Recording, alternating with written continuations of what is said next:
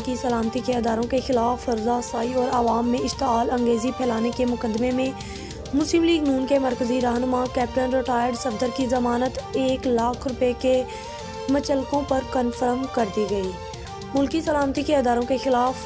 फर्जासाई और आवाम में इश्ताल अंगेज़ी फैलाने के मुकदमे में मुस्लिम लीग नून के मरकजी रहनुमा कैप्टन रिटायर्ड सफदर आज गुजरांवाला में जज अरशद महमूद की अदालत में पेश होंगे, जहां अदालत ने 1 लाख के मचलकों पर कैप्टन रिटायर्ड सफदर की जमानत मंजूर कर ली, जबकि MPA इमरान खालिद भट्ट की जमानत भी कंफर्म कर दी गई। याद रहे कि कैप्टन रिटायर्ड सफदर ने 2 अक्टूबर को प्रेस कॉन्फ्रेंस में मुल्की सलामती के अदारों को निशाना बनाया था, जिस पर कैप्टन सफदर और लीगी MPA के खिलाफ बगावत का मुकदमा थाना सेटेलाइट टाउन में 3 अक्टूबर को दर्ज किया गया था।